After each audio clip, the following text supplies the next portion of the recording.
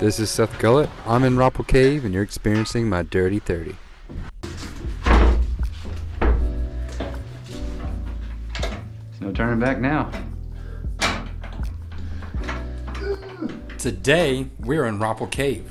We're going to be working our way through the bottom of these ladders, go around an elbow, through an awkward canyon, just to move a little bit of rock. See what's there. I hope it goes. So you'll notice whenever my buddy Ron opened up the hatch that he actually grabbed a hold of the ladder. That is not a fall that you want to take, so you definitely want to make sure you grab that ladder whenever you open up the hatch.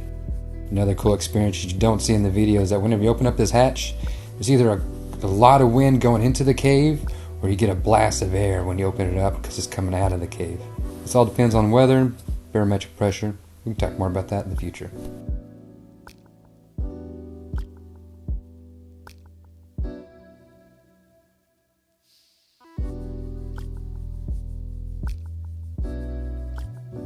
So you'll see right here that Chris is actually removing some of the debris that's right there real close to the entrance right there. This isn't his first rodeo, so he's just trying to prevent himself from getting pegged with the head with some of that nasty debris that's actually been collected by a little pack rat. And off he goes. He's beginning the trek of the 145 ladder steps. You can see, looks like maybe the pack rat managed to find some gloves out in the parking lot maybe. Brought them in. It's part of his collection now. Alright, what are we doing? This Caswell, Seth, birthday boy. Is that what you wrote? That's funny. That's great. Oh! Oh, corn! Acorn! Nutshells, something. Antivirus. Coronavirus. So whenever you sign in, whenever you get here, you sign in where you plan on going, who's going with you, what time you're going in, when you're expected to get out. And it looks like Chris actually decided he was going to write my name as Birthday Boy Seth. I love my friends. Here we go, all the way down. What you see right now is I'm actually have a bag on my back, and you see the green bag on my front as well. Now I'm standing on this platform here. It's made out of wood and steel beams, and you can tell it's all black. And that's actually because some disgruntled guy came in there and tried to start a fire. He didn't do a whole lot of damage actually. He just managed to put a lot of carbon marks and everything. But it still remains. It's still a pretty good platform. We still trust it to take those 3 extra steps to the next ladder.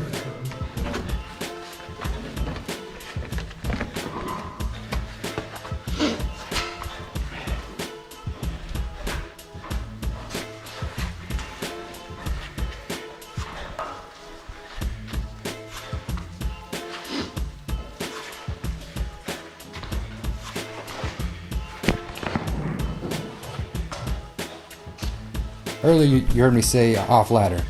That was to let the guy above me know that I was no longer on the ladder and he can go ahead and get started.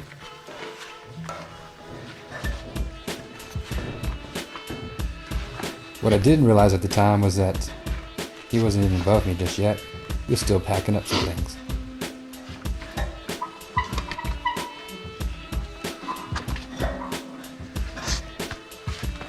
Somewhere, I want to say in the bottom of this ladder right here, if I were to give you the right angle, in which case I will in one of these videos, they had welded a date on the bottom of this ladder to show what year that the ladder was erected.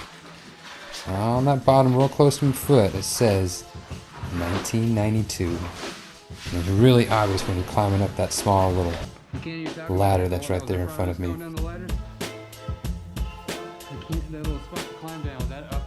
Yep, see about that, 2 to 3 feet of flooring there in between ladders. That's actually the 2 steps of the 14 steps beyond the 145 ladder steps. It's 150 feet from the very tip of the top to the floor that we're actually trying to climb down to. I'm actually watching Chris work his way through the canyon there, onto the next little ladder, and drop down.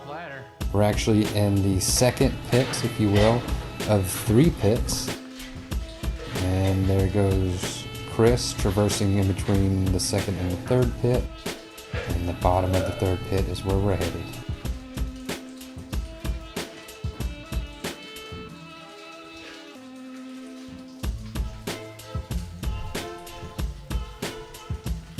Well, I just heard the latch close.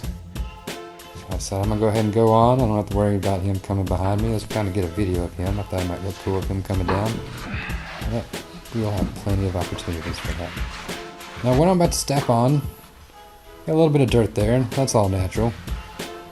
A lot of this rock that you see me stepping on was actually blasted or chiseled away or removed somehow by man, just so we can make sure to come through and get through this way.